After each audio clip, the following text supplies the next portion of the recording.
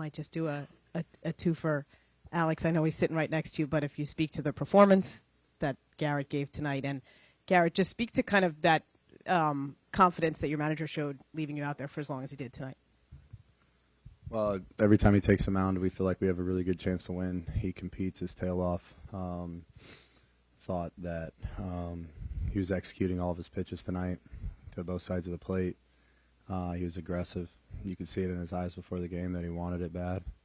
And every time he takes the mound, we love going out there and playing defense behind him. Just a performance that big-time pitchers make, and that's who he is, and I'm super proud of him. Yeah, with him leaving me in there, though, I just wanted to really honor that decision. I felt like he's put a lot of faith in me this year, and I haven't let him down yet, so I was going to be damn sure this wasn't the first time. Okay, you can stay in the middle there, Sean. Garrett, performance aside, how did this match up to your expectations in terms of the experience of pitching, starting a postseason game? To be honest, I really wasn't sure what to expect, especially having not played a postseason game here. But it was an electric atmosphere all night long. I feel like we rose to the occasion. And even in the ninth inning there, I felt like it was really never a doubt with Chapman on the mound. Down here in the front row on the right, Steve. Garrett, to your right. That moment with you and Lucas in the dugout wasn't just two guys commemorating a game. What was that all about? Obviously, you have a history going back to Chicago and all that, but can you speak to that a little bit, please? Yeah. I felt like that he was just proud of me. He's known me since I was a kid, and to be able to answer that challenge today and just go as deep in the ball game as I could and just try my best to give us a chance to win. I felt like he was just proud of me. Okay, Ron, the first row here. Alex was telling a story a few minutes ago about how yesterday in the dugout he was calling staff in the bullpen, and you told him you're only going to need the phone once tomorrow. What made you think of that? Just being arrogant, to be honest. I didn't actually expect that to be the case, but when he sent me back out there, I was determined to leave it that way. Do you ever wish you were one of these old-time throwback pitchers in another era, and you could throw 130-pitch complete games every 5 days? I don't know if it's sustainable with my velocity. I'm not sure how hard they were throwing back then, but I like to think that I'm prepared to do that even in today's game. Stay there on the right in the second row, Jen. Alex, we've asked you so many times throughout the season about playing with this young group of guys, and obviously it was a big game for a lot of them. This is your 100th, I think, postseason game. How did you think the guys handled it and kind of rose to the occasion? I thought it was great. I thought nobody tried to do too much. Everybody stayed within themselves, tried to just compete and be in the moment and play their game. And I think everyone trusted their own abilities, and that's what we talked about before the game, and I thought the guys did a good job of that. Yeah, on the right in the middle, Rob. Alex, how did you feel today, and how much better did you feel than yesterday? A lot better today than yesterday, for sure. I feel like every day has been better, so just trying to kick this virus and keep going. Okay, on the left over here, Tim. First for Garrett. They had a couple singles in the first inning, the Volpe home run in the second inning, and then you retired, I believe, 17 in a row. Did anything change there that allowed you to get into a groove? Just determined to keep the game tie or keep the lead where it was at 1. Just wanted to do everything I could to give my team a fighting chance to get back into it. Nothing really changed mindset-wise. Maybe a little bit more aggressive in the zone, but I think that was just me finding my rhythm as the game went on.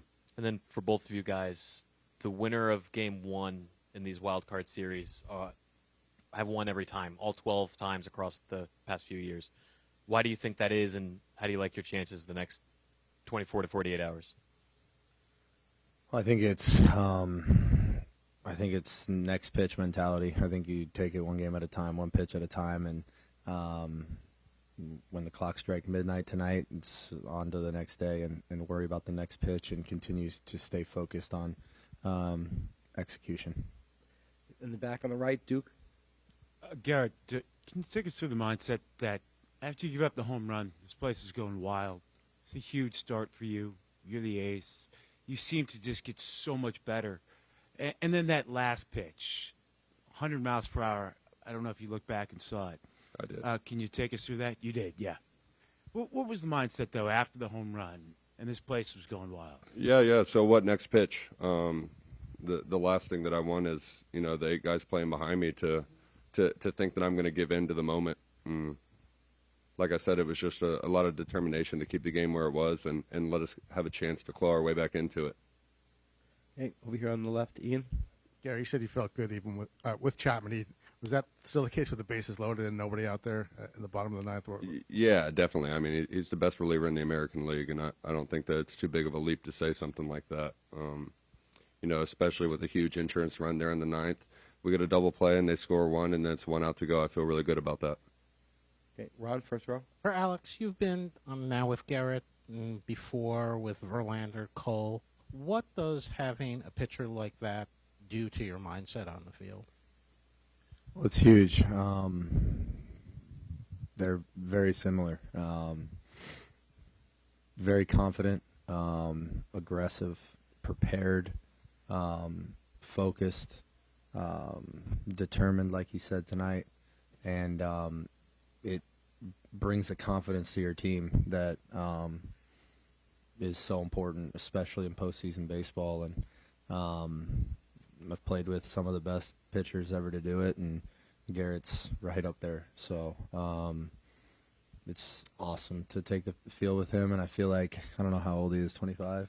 26. But he's 26, but he's super mature and super prepared and focused and has the same mentality that those guys have.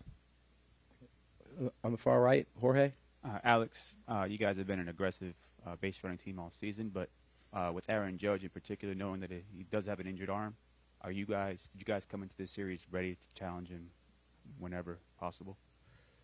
I feel like he's one of the best outfielders in all of baseball, obviously offensively and defensively. So I feel like you kind of just got to play the game with feel for the situation, time in the game, outs, situation, when to be aggressive, when not to be aggressive, and kind of just trust your instincts. And as a guy who's played 100 playoff games, how much does that one base, those kind of plays, how much of a difference can that make in October? Well, October at midnight, but October.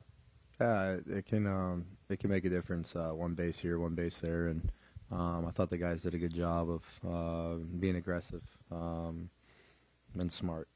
I feel like you want to be both. Far right, Jake. For Garrett, last year at the trade deadline, there was a lot said about your desire to secure an extension if you were going to continue to pitch deep into the playoffs. And when that happened, there was maybe some whispers around the game questioning you and that decision and maybe even your toughness. Was that something that you took to heart at the time? That's something that you thought about, that you let motivate you, or did it not even, you paid any mind? I don't think that I would be where I am if I let outside noise affect my own drive and motivation. For me, it was just a commitment to play for the team that, I owed something to. And at the time, it was the White Sox, and now it's the Red Sox. And I'm going to do everything I can to give us a chance to win every time I grab the ball. And then just in terms of pitching over 110 in a playoff game, did you feel different? Did you feel tired? Did you feel any kind of unique exhaustion with it being a playoff game? Did you have to pitch differently carrying that amount of load? I feel like in this environment, it's really hard to feel any sort of fatigue beyond mental. And up until that point, I was still incredibly locked into the game, especially right after we took the lead. Just wanted to go out there and secure a shutdown inning. And there was a lot at stake, so it just kept me locked in and engaged the whole time. We'll take two more. Here, Ian on the left. Alex, just kind of playing as many playoff games as you have, how much does it sometimes come down to guys like Nick Sogard, and what kind of has impressed you about him as you kind of watched him through the season? No, he's been awesome. He does so many things really well on the baseball field, defensively, offensively, runs the bases, plays multiple positions, prepares his tail off. and it showed tonight. AC said at the beginning of spring training, he said it's going to take every single person in this room if we want to get to where we want to get to, and Sogi was so big tonight. Okay. Last one here on the left, Jerry in the back. Alex, obviously you played a ton of playoff games here in the past. Where did this one, in terms of intensity and energy, does that compare to the ones you guys played with Houston, given the Boston, New York history? For sure. Unbelievable playoff atmosphere from pitch one all the way through the end of the game. You got to love the game of baseball. This is what it's all about.